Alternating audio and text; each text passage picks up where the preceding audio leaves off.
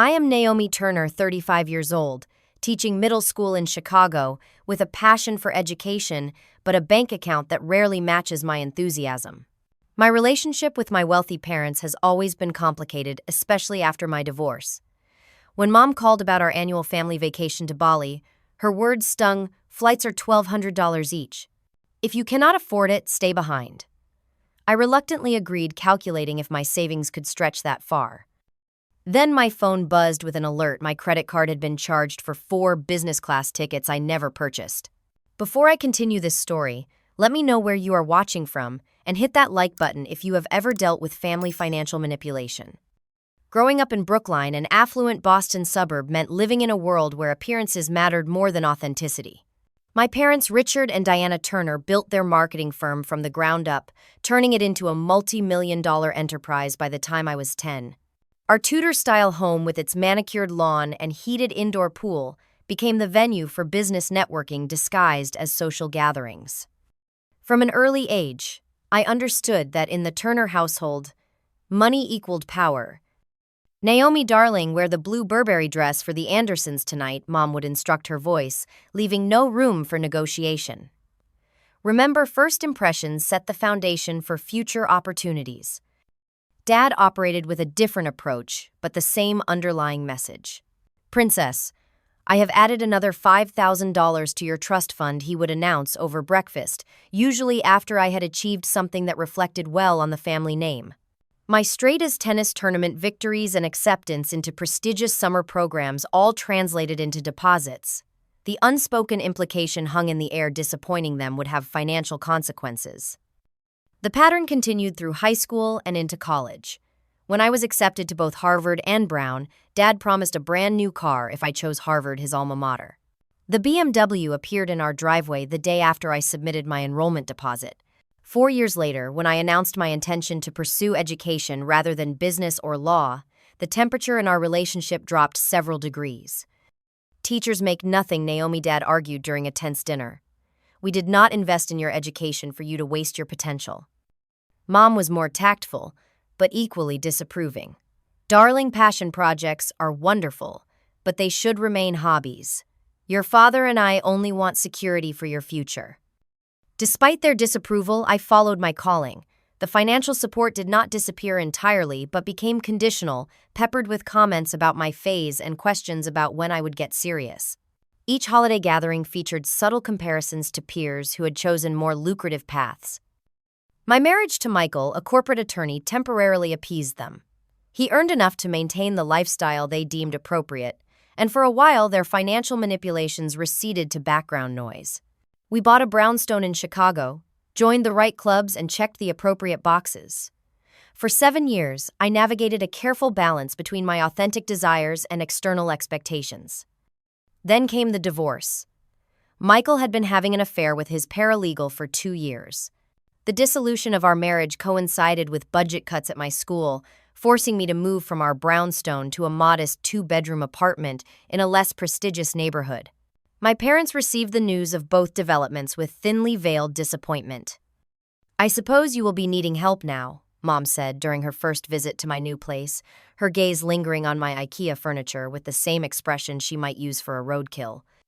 "Not at all," I replied with forced brightness. "I am doing fine on my own." The truth was more complicated. My teacher's salary covered my basic needs but left little room for extras. The annual family vacation tradition, once easily managed with Michael sharing costs, now loomed as a financial obstacle course each year. My younger sister Madison never faced these struggles.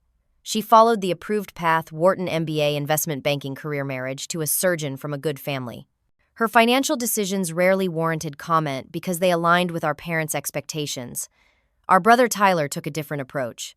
After years of similar treatment, he moved to Seattle, limited contact to holiday cards, and built his life deliberately separate from family influence. I sometimes envied his clean break, but could never quite bring myself to sever ties completely. Through it all, the annual Turner family vacation remained sacrosanct. What began as summer trips to Cape Cod evolved into increasingly extravagant international destinations as the family wealth grew.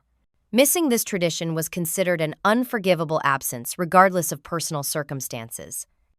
Each year I stretched my budget thinner to maintain my place in this family ritual, convinced that my presence at these gatherings somehow validated my place in the family despite my disappointing life choices. The call from my mother came on a Tuesday afternoon as I was grading papers in my classroom. The school day had ended, but I always stayed late to catch up on work in the quiet hours after students left. "Naomi, I have been finalizing details for Bali," Mom began without preamble. Her voice carried that familiar, crisp efficiency that brooked no argument. "We will be staying at the Four Seasons for 10 days in July. Your father has booked the private villa with the infinity pool overlooking the rice terraces." I glanced at the stack of bills I had brought to school, planning to figure out my monthly budget during my prep period. "That sounds lovely, Mom. The flights are $1,200 each," she continued. "Economy, of course. If you cannot afford it, stay behind. We need to confirm numbers by Friday."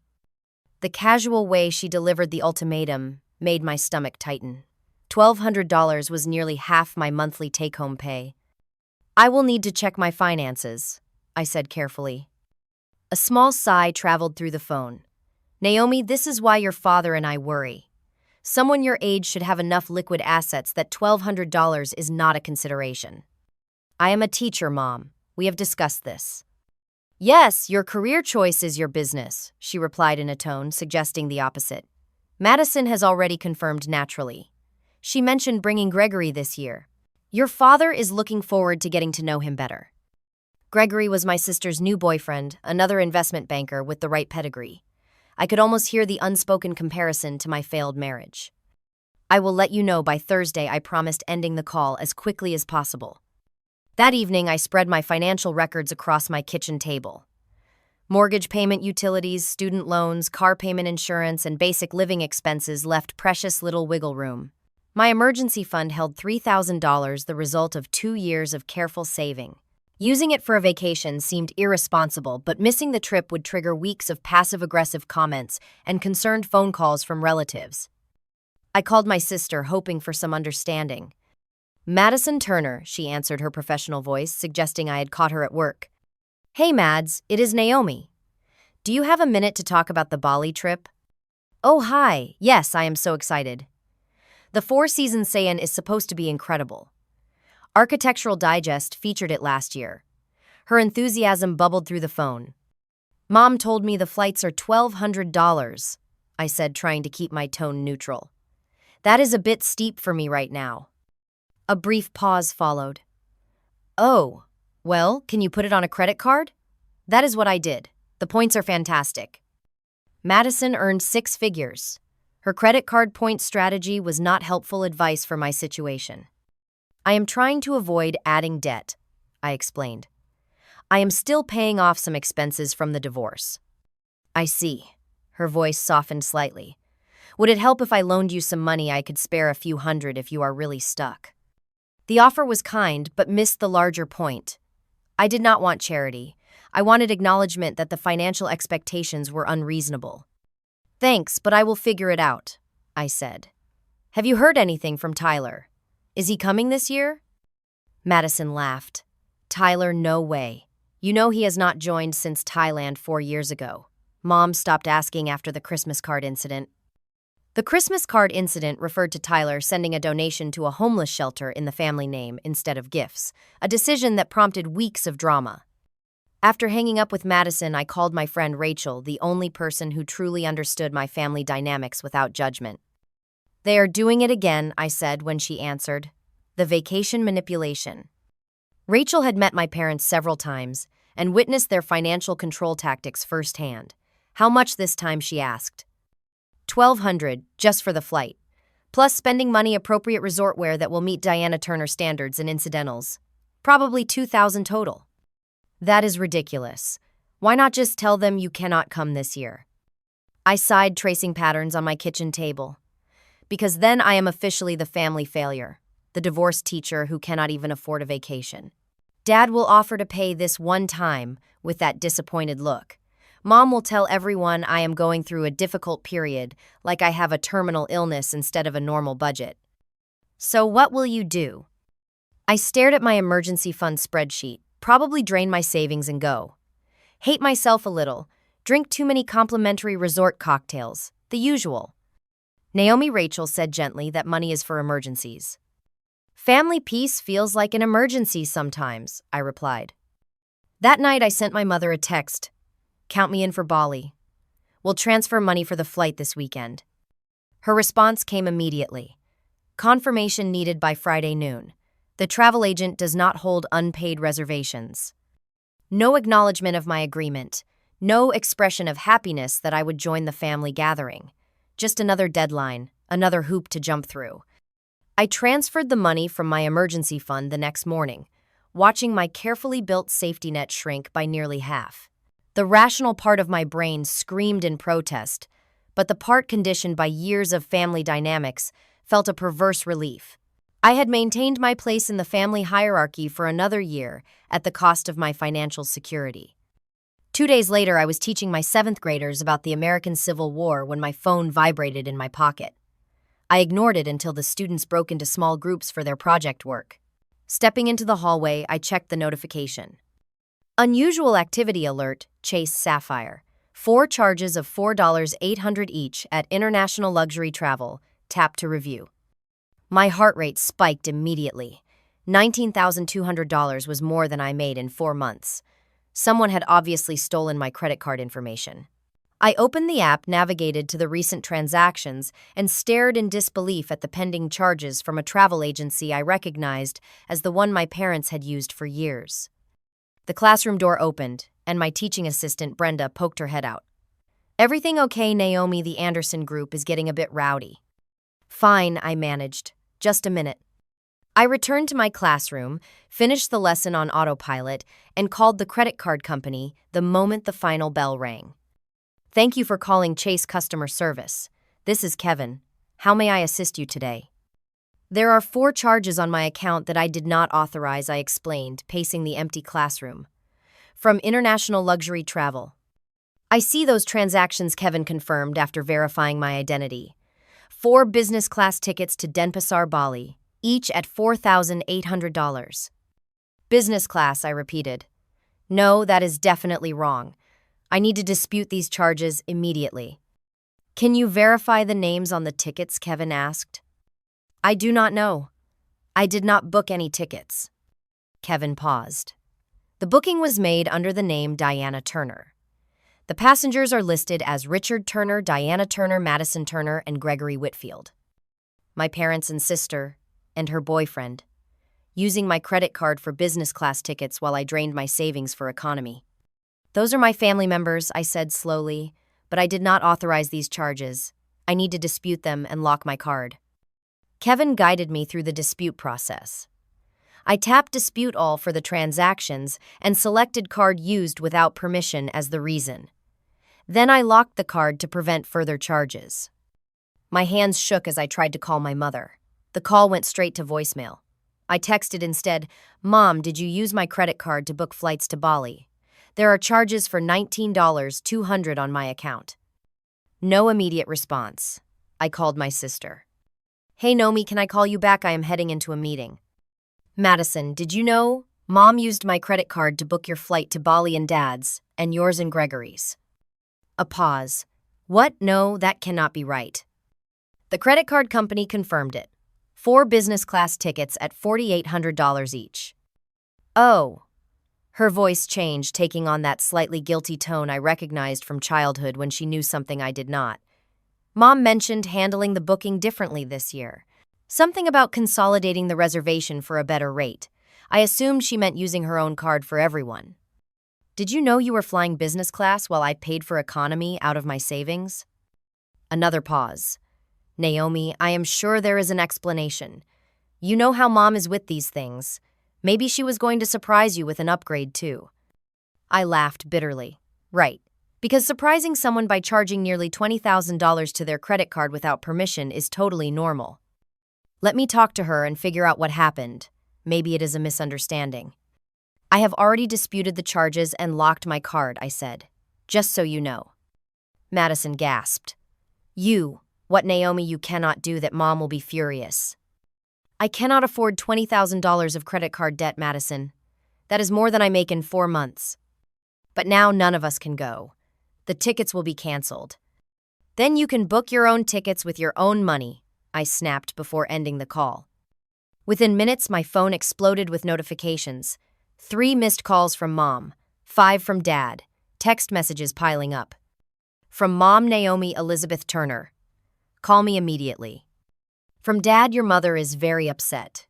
Fix this situation now. From Mom again, I cannot believe you would embarrass the family like this. The travel agent is calling us about payment issues.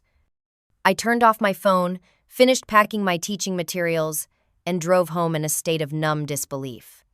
By the time I reached my apartment, the shock had given way to simmering anger.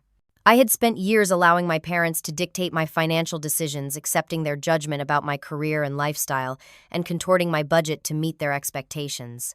Using my credit card without permission crossed a line I could not ignore. I turned my phone back on and sent one text to both parents. What you did is credit card fraud. I have disputed the charges. We can discuss this when everyone has calmed down. Then I poured myself a glass of wine, sat on my balcony, and tried to process what had happened. My emergency fund remained intact, since I had not yet transferred the $1,200 for my economy ticket. Small mercies. By evening, my phone showed 17 missed calls. I was not ready to engage. Tomorrow would be soon enough to face the family fallout. That plan changed when my doorbell rang at 9:15 p.m. The insistent buzzing of my apartment intercom startled me as I was correcting student essays. When I checked the security camera feed on my phone, I saw my father standing in the lobby, his expression a familiar mixture of impatience and displeasure. I considered pretending I was not home, but Richard Turner was nothing if not persistent. He would simply keep buzzing until someone let him in, or I answered. With a resigned sigh, I pressed the intercom button. Dad, what are you doing here? My Boston apartment was a 2-hour flight from Chicago. Open the door, Naomi. We need to talk. His voice crackled through the speaker, brooking no argument. I buzzed him in quickly, gathering the wine glass and takeout containers from my coffee table. Old habits die hard.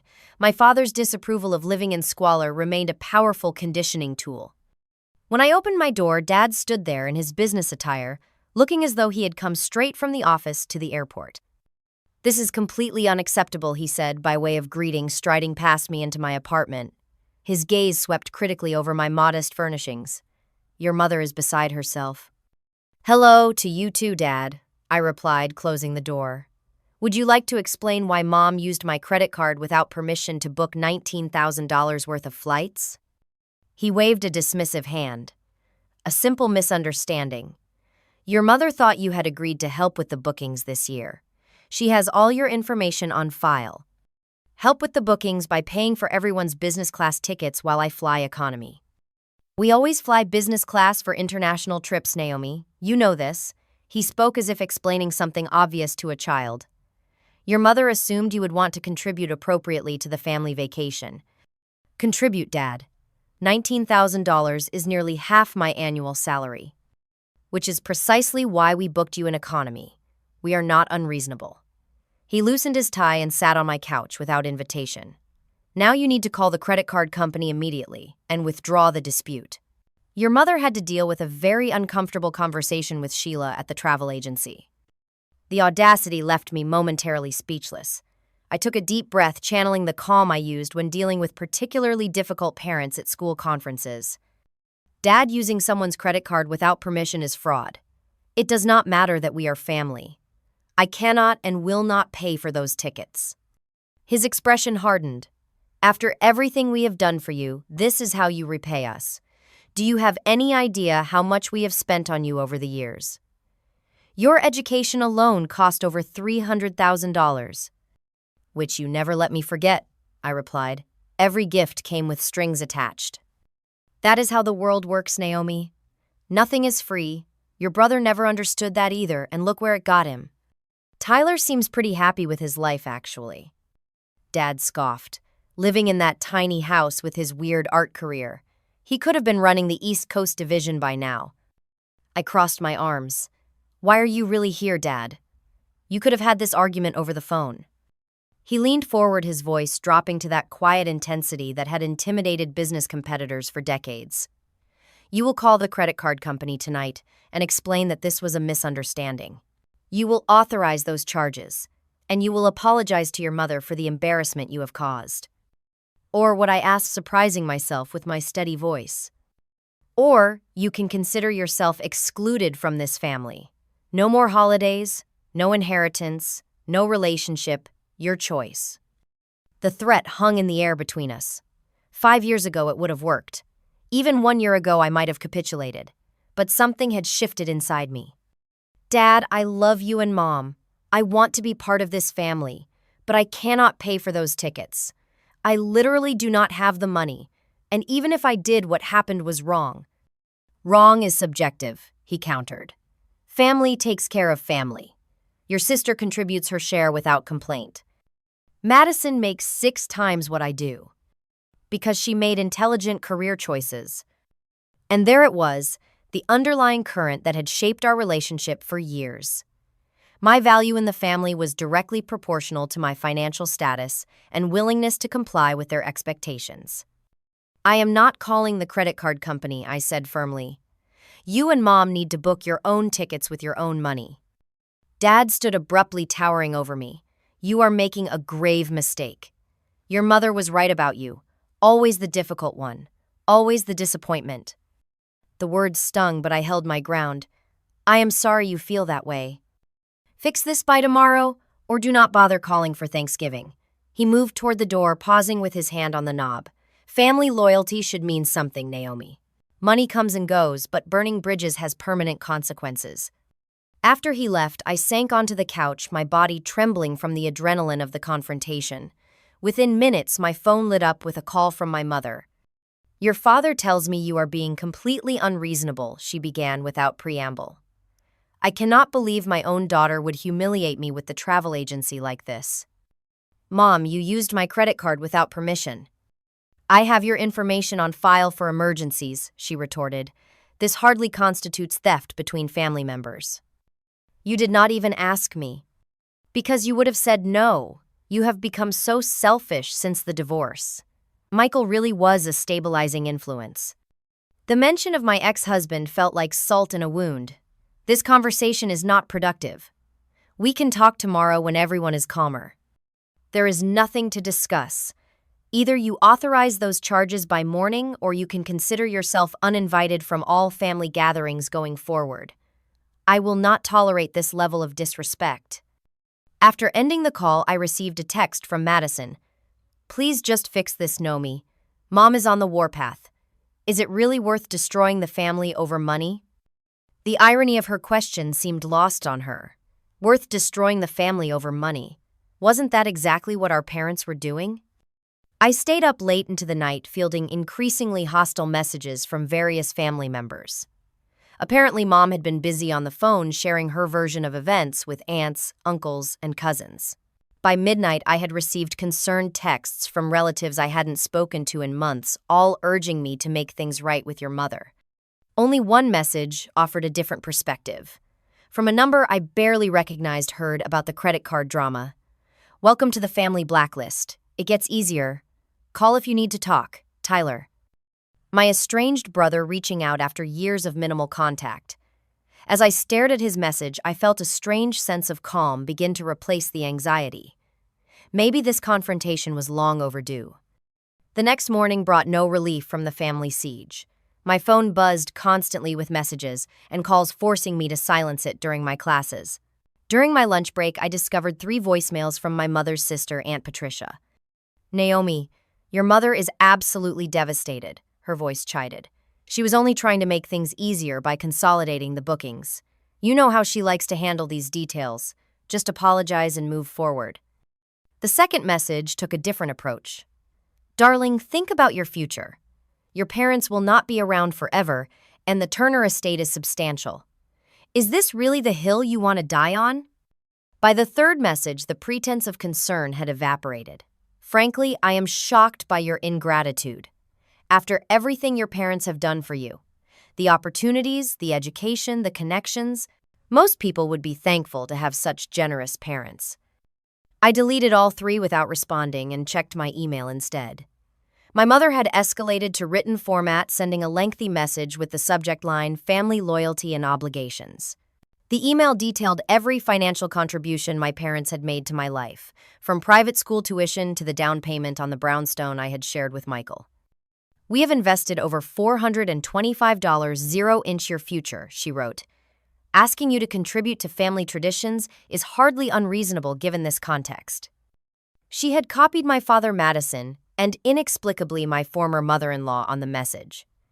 The deliberate humiliation was a classic Diana Turner tactic designed to maximize pressure through public shame. By afternoon, anxiety had begun to gnaw at my resolve.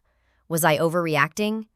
Maybe I should just put the charges on my credit card and figure out the payments later. Family peace might be worth the financial burden. The thought of being cut off from holiday gatherings and family events created a hollow feeling in my chest. During my planning period, I texted Tyler, "Did Mom and Dad really cut you off completely?" His response came quickly, not at first. They tried escalating tactics for about 6 months. When those didn't work, they shifted to sporadic contact on their terms. Now we exchange cards on major holidays. Best decision I ever made, honestly. "How did you handle the guilt?" I asked. "Therapy," he replied. "Lots of it. The guilt is by design, Nomi. It's their most effective control mechanism." I was considering his words when my classroom door opened. Rachel appeared holding 2 coffee cups. "Thought you might need reinforcements," she said, setting 1 cup on my desk. "Your sister called me." I groaned. "Madison dragged you into this." "She seems to think I might be a voice of reason who could convince you to do the right thing." Her words, not mine. Rachel sat on the edge of my desk. She mentioned something about business class tickets and family drama. I filled her in on the details, showing her the credit card dispute and the barrage of messages. "Holy manipulation," Batman Rachel said when I finished. "And they flew to Chicago just to pressure you in person. That's next level." Dad did. Mom is probably waiting for me to come crawling back with my credit card unlocked. Rachel sipped her coffee thoughtfully. "What's your plan?" "I honestly don't know. Part of me wants to give in just to end this nightmare. Another part feels like this is a breaking point. If I cave now, nothing will ever change." "For what it's worth, I've watched this pattern for years," Rachel said gently. "The vacations, the holiday gifts, the strings attached to everything. They won't stop until you make them stop." She was right, of course. Each capitulation in the past had only reinforced their behavior. The financial control would continue as long as I allowed it. My phone buzzed with another call from my mother. I declined it only to receive an immediate text. "Your father and I have discussed the situation. We are willing to loan you the money for the tickets if your credit limit is insufficient. You can repay us monthly at a reasonable interest rate." I showed Rachel the message. "See, now they're offering to loan me money to pay for tickets I never wanted to purchase in the first place." Wow. They really don't get it, do they? "It's not about the money for them. It's about control." I typed a response. "This isn't about my credit limit. It's about using my card without permission. I won't be taking a loan." The reply came instantly. "Your ingratitude is shocking. We'll be discussing this situation with the entire family at Thanksgiving. Assuming you're still welcome." The threats were becoming routine, almost laughable if they weren't so painful. I turned to Rachel. "What would you do?" "Stand your ground," she said without hesitation.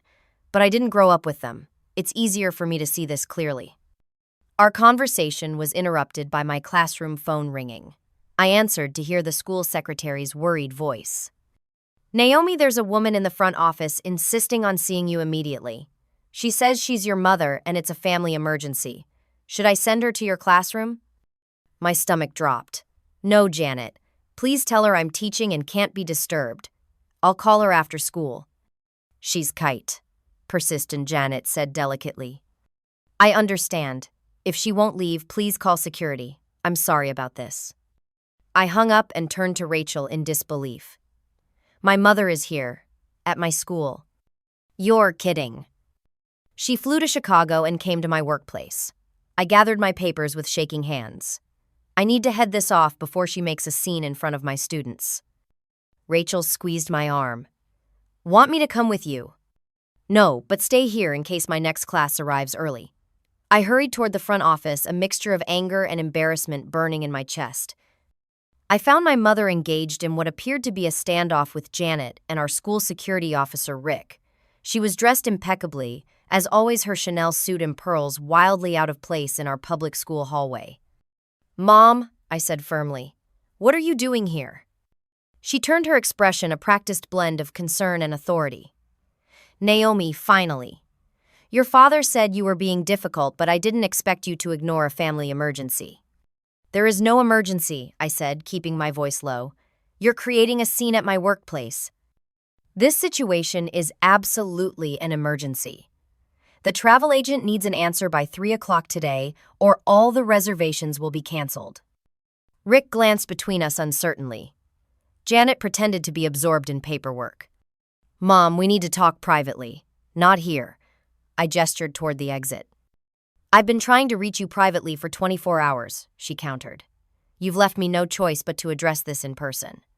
At that moment, the principal, Dr. Bennett, emerged from her office. "Is everything all right out here, Janet?"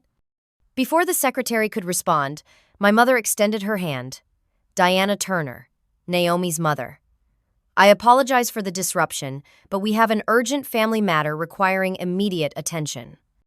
Dr. Bennett assessed the situation with the calm efficiency that made her an excellent administrator. "Mrs. Turner, I understand your concern, but our teachers cannot be pulled from their responsibilities except for genuine emergencies, medical situations, immediate safety concerns. This is a family." Financial disagreement, Dr. Bennett finished smoothly, "which can be addressed after school hours. Naomi is due back in her classroom in 5 minutes for her next group of students." My mother's expression hardened. "I see. Well, perhaps you could explain to me why family obligations are considered less important than work in your institution. In my day, family came first." "In our school, students come first," Dr. Bennett replied without missing a beat. "Now you're welcome to wait in the parent center until dismissal at 3:30, or Naomi can contact you after work hours." I had never loved my principal more than in that moment. Mom shot me a look that promised this wasn't over, then gathered her designer purse. "I'll be at your apartment at 4, she informed me before striding toward the exit. Dr. Bennett turned to me once Mom was out of earshot. "Take a personal day tomorrow if you need it, Naomi. Family situations can be draining." "Thank you," I managed, grateful for her understanding and support. I returned to my classroom just as students began filing in, forcing a smile and professionalism I didn't feel. Throughout my afternoon classes, my phone continued to vibrate with messages from both parents and various relatives. By dismissal time, I felt physically ill from the stress. Rachel was waiting by my car when I finally left the building. How bad was it? My mother came to my school to harass me about credit card charges. I said, the reality of the situation hitting me anew. Who does that? "Someone desperate to maintain control," Rachel replied. "What now?" I leaned against my car, suddenly exhausted. "She's coming to my apartment at 4. Round 2 of family guilt and manipulation." Rachel checked her watch. "Want me to come with you? I make an excellent buffer." The offer was tempting, but I shook my head. I need to handle this myself. Set boundaries once and for all. Call me after, okay? No matter how late. I promised I would, then drove home to prepare for the next confrontation, my resolve strengthening with each mile. This pattern had to end one way or another.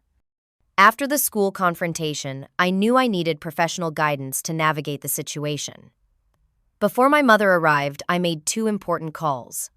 The first was to a financial advisor Rachel had recommended months ago. "Miss Turner, based on what you've described, this is a clear case of financial boundary violation," said Martin Abrams after I explained the situation. "Your parents' wealth doesn't give them the right to access your accounts without permission, regardless of family dynamics." "What steps should I take to protect myself?" I asked, pacing my small living room. "First, maintain the credit card dispute. What they did constitutes unauthorized use even between family members. Second, I'd recommend changing all your financial passwords and removing any accounts from family sharing settings. Consider placing a freeze on your credit to prevent new accounts being opened in your name." His matter-of-fact approach helped calm my racing thoughts. This wasn't just family drama. It was a legitimate financial violation that any professional would recognize as inappropriate. My second call was to Dr. Lockhart, a therapist I'd seen briefly after my divorce. I managed to schedule an emergency virtual session for the following morning. When my mother arrived precisely at 4 o'clock, I opened the door feeling more centered than I had in days. She swept in Hermes' scarf and disapproval perfectly arranged. "Your father should have been here by now," she announced, checking her watch. "His flight was delayed. We'll wait for him before discussing the situation." "No, Mom. We're going to talk now," I said firmly. "Dad and I already had our conversation yesterday. Today is about you and me." She raised an eyebrow, taking in my resolved expression. "Very well. Shall I assume you've come to your senses about the credit card situation?" "I've made a decision," I confirmed. "But probably not the one you're hoping for." I motioned for her to sit, then took the chair opposite. "I've spoken with a financial advisor in my credit card company. The dispute stands. What you did was wrong, Mom. Not just financially, but as a violation of trust." Her expression hardened. "After everything we've done for you." "Please stop," I interrupted, surprising us both. "I've heard that line my entire life. Yes, you and Dad provided me with advantages and opportunities. I'm grateful for my education and the experiences you made possible. But those were parental choices you made freely, not loans to be repaid through perpetual compliance." "That's not what this is about," she insisted. "It's exactly what this is about. You've used money to control me, Madison, and Tyler for years. The difference is that Tyler walked away, Madison capitulated, and I've been caught in the middle trying to please everyone." Mom's perfectly manicured nails tapped against her purse. "You're being dramatic. This is about a simple family vacation." "No, it's about you using my credit card without permission to purchase business class tickets for everyone except me, then threatening to cut me off from the family when I objected. That's not normal, Mom. It's not healthy. Normal families don't nickel and dime each other over expenses," she countered. "They support one another. Support goes both ways. You've never respected my career choice or my financial limitations. Instead, you've created situations that force me to choose between financial hardship and family exclusion." My mother studied me with new awareness, perhaps recognizing that her usual tactics weren't working. "What exactly are you saying, Naomi?" "I'm saying I need boundaries, financial and emotional." I took a deep breath. "I've drafted an email I'd like you to read." I handed her my tablet open to the document I'd prepared after speaking with Martin. It outlined clear parameters for our relationship going forward. No access to my financial accounts, no unsolicited financial assistance, no gifts with strings attached, and respect for my career and lifestyle choices. She read in silence, her expression unreadable. When she finished, she placed the tablet on the coffee table between us. "You've clearly been influenced by someone," she said dismissively. "This doesn't sound like you at all." "It sounds exactly like me, Mom. The me I've been afraid to be around you and Dad. And if we don't agree to these stipulations, then we'll need to take a break from our relationship until we can interact in a healthier way." The words hung in the air between us. For a moment, I glimpsed something like hurt beneath my mother's carefully controlled expression. "You would cut us off over money. Isn't that exactly what you and Dad threatened to do to me?" She had no immediate response to that. Her phone buzzed and she checked it quickly. "Your father's car is here. He'll want to participate in this conversation." "My boundaries aren't negotiable, Mom. They're not up for debate or revision by committee." Before she could respond, another knock came at the door. I steeled myself for round 2 with my father, but when I opened it, I found Madison instead. "I hope you don't mind," Mom said from behind me. "I asked your sister to join us. Family matters should involve the whole family." Madison looked uncomfortable, hovering in the doorway. "Hey, Nomi. I thought maybe I could help mediate." I sighed but stepped aside to let her in. "Did you know Mom used my credit card for your business class ticket?" Madison winced. "Not initially, no, but she explained it was a misunderstanding. She thought you had agreed to contribute to the family vacation. By paying for luxury tickets I couldn't afford, while flying economy myself, when you put it that way." Madison trailed off, looking between Mom and me uncertainly. Dad arrived minutes later, completing the family ambush. I found myself outnumbered in my own apartment, facing the united front of Turner disapproval. What followed was 2 hours of circular arguments, guilt tactics, and eventually, when those failed, thinly veiled threats about inheritance and family inclusion. Through it all, I maintained my position, referring back to my boundary document whenever the conversation derailed. "This isn't the daughter we raised," Dad finally declared, frustration evident in his voice. "The Naomi we know understands family obligation." "Maybe you didn't raise me to stand up for myself," I countered, "but that doesn't mean I can't learn." The turning point came unexpectedly from Madison. After watching the back and forth, she suddenly spoke up. "I think Naomi's right," she said quietly. All eyes turned to her in surprise. "What did you say?" Mom asked. Madison straightened her shoulders. "I said Naomi's right. Using her credit card without permission wasn't okay, and this pattern of financial leverage, it's not healthy." Mom looked betrayed. "Madison, you of all people understand family responsibility." "I do," she agreed, "but I also understand consent and boundaries. If Naomi couldn't afford those tickets, that should have been respected." For the first time that evening, my parents seemed genuinely thrown off balance. The united front they expected had cracked. "We should go," Dad finally said, checking his watch. "We have dinner reservations downtown." After they left, Madison lingered, looking troubled. "I'm sorry, Naomi. I didn't realize how bad it had gotten." "It's been this way for years," I pointed out. "You just didn't notice because you could afford to play by their rules." She nodded slowly. "I'm starting to see that. For what it's worth, I think you're brave. Standing up to them like this. It doesn't feel brave. It feels terrifying." Madison hugged me, something we rarely did as adults. "Let me know if you need anything, okay? And for the record, I'm booking my own ticket from now on." That night, I received an unexpected email from my Aunt Elaine, my father's younger sister, who had always been something of a family outlier. "Naomi, I heard about the credit card situation from your mother. Her version, of course. Having been on the receiving end of Richard and Diana's financial manipulation myself, I want you to know you're not alone. Setting boundaries with family is hard, but necessary work. Call me if you need someone who understands. Love, Aunt Elaine." The next morning, I attended my virtual therapy session with Dr. Lockhart, who helped me process the confrontations and strengthen my resolve. In the afternoon, I visited my bank to update all my account security settings and remove my parents as emergency contacts. That weekend, instead of researching Bali attractions for a vacation I couldn't afford, I began planning a modest beach trip to Michigan with Rachel and 2 other friends. The lakeside cottage rental cost a fraction of the Bali flight alone, and came with something the family vacation never would: freedom to be myself without judgment. My parents maintained radio silence for nearly a week before my mother sent a terse email. "Your father and I have discussed your conditions. While we find them unnecessarily formal for family relations, we will respect your financial independence going forward. The Bali reservations have been rebooked using our own accounts. Your presence is still expected." It wasn't exactly an apology, but it was more concession than I'd ever received from them.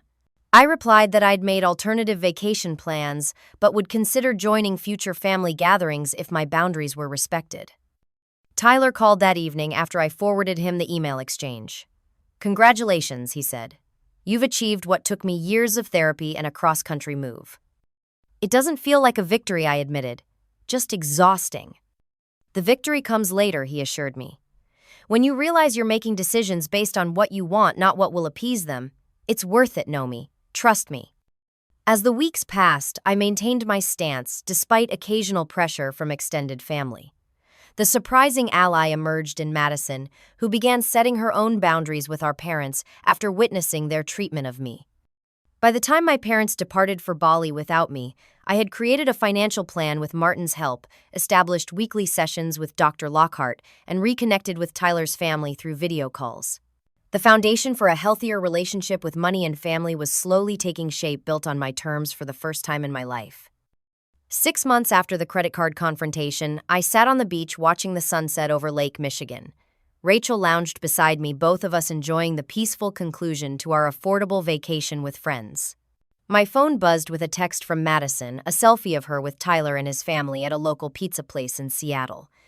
"Family reunion without the drama. Who knew it could be so fun?" her message read. The photo made me smile. One unexpected outcome of my boundary setting had been Madison's gradual awakening to our family's unhealthy dynamics.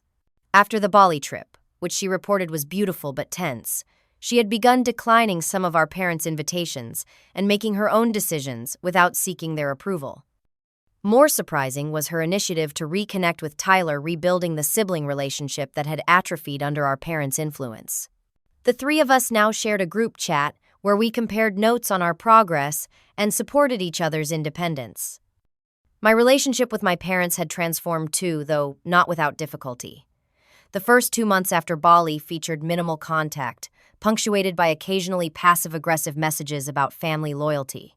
Eventually, as they realized my boundaries weren't temporary, communication shifted to a more cautious, less manipulative tone.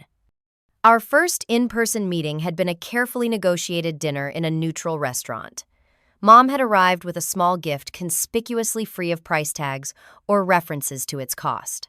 Dad had asked about my teaching without a single comment about career advancement or salary potential.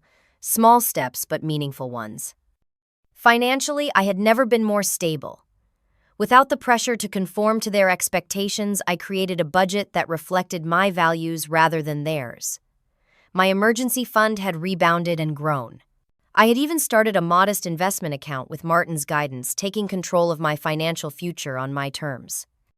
"Earth to Naomi," Rachel called, waving her hand in front of my face. "You zoned out there." "Just thinking about how much has changed," I replied, digging my toes into the cool sand. "A year ago, I would have been in Bali right now, charging expenses I couldn't afford to a credit card I'd be paying off for months. Instead, you're stuck with this terrible view and awful company," Rachel teased, gesturing at the spectacular sunset and our laughing friends nearby. "Truly tragic," I agreed with a smile. That evening, back at our rented cottage, I received an unexpected call from my mother. "Naomi, I hope I'm not interrupting your vacation." "No, we're just finishing dinner. Everything okay?" "Yes, fine." She paused. "Your father and I have been discussing Thanksgiving arrangements. We'd like to try something different this year." I braced myself for another test of my boundaries. "What did you have in mind?" "We thought perhaps a more casual gathering. Everyone contributes a dish, no formal dress code. Maybe at your brother's place in Seattle, since we've never visited his home." I nearly dropped the phone in shock. My parents had refused to visit Tyler's unsuitable house for years. "That sounds nice, Mom. Have you asked Tyler?" "Not yet. I wanted to see if you thought he might be open to it. Things have been strained." The vulnerability in her voice was new, almost disorienting. "I think he might be, especially if it's on his terms." "That's what your father suggested as well." Another pause. "This new arrangement with the family has been an adjustment, but perhaps not entirely without merit." Coming from Diana Turner, this was practically a ringing endorsement. "Thank you for considering it," I said carefully. "It means a lot." After we hung up, I texted Tyler to give him a heads up about Mom's call. His response made me laugh out loud. "The Turner family in my unsuitable house eating potluck is Mercury in retrograde." Back in Chicago after vacation, I found my professional life flourishing alongside my personal growth. Without the weight of family judgment, I pursued teaching opportunities that excited me rather than those that sounded impressive. I developed a financial literacy elective for my 8th graders, incorporating lessons about healthy money boundaries that I wished I'd learned earlier. "Miss Turner, is it really okay to say no when family asks for money?" asked Jeremy, one of my most thoughtful students, during a class discussion. "It's not just okay, it's necessary sometimes," I explained. "Healthy relationships involve mutual respect, including respect for financial boundaries." "My cousin always wants to borrow money but never pays it back," another student shared. "My mom says family should help family, but it feels unfair." "That's a perfect example of why boundaries matter," I told her. "Helping family is wonderful when it's reciprocal and respectful. But one-sided financial relationships can damage both your bank account and your connection with that person." Watching my students absorb these concepts gave me a profound sense of purpose. Perhaps my own painful journey could help them navigate their relationships with greater awareness than I had. As months passed, my parents continued their halting progress toward healthier interaction. There were setbacks and old habits occasionally resurfaced, but the foundation had shifted. I maintained my boundaries with growing confidence, no longer fearing the consequences of standing my ground. The Thanksgiving gathering at Tyler's home proved surprisingly successful. Mom only made 2 comments about the cozy size of his house. Dad engaged genuinely with Tyler's art career, and Madison announced she was considering a career change to nonprofit work. Most importantly, no one discussed who paid for what or calculated the relative value of contributions. Looking back on the credit card incident a year later, I recognized it as the breaking point a toxic pattern needed. The moment I hit dispute all and locked my account wasn't just about protecting my finances, it was about reclaiming my agency and self-worth. The lesson wasn't that money doesn't matter in families, it does. The lesson was that healthy relationships require mutual respect, clear boundaries, and the courage to enforce them even when doing so feels terrifying. My worth was never determined by my bank account or willingness to comply with unreasonable demands. It took a financial violation to help me understand an emotional truth. I still received the occasional text from my mother about a lovely investment opportunity or my father suggesting a more lucrative teaching position at a private school. Old habits die hard. But now those messages prompted a smile rather than anxiety. I could appreciate their intention while maintaining my boundaries. The most valuable currency in relationships isn't money, I told my students during our final financial literacy class. It's respect. When someone respects your boundaries, they're showing they value you as a person, not as a resource or extension of themselves. As I finished speaking, I realized I wasn't just teaching them. I was affirming the truth I had fought to embrace in my own life. Have you ever had to set difficult boundaries with family members, especially around money? I would love to hear your experiences in the comments below. Sometimes the hardest conversations lead to the most necessary growth. If this story resonated with you, please hit that like button and subscribe to hear more real-life journeys of finding strength through challenges. Thank you for listening to my story, and remember, your worth isn't measured by your bank account or your willingness to please others. It's inherent, unchanging, and completely yours to honor.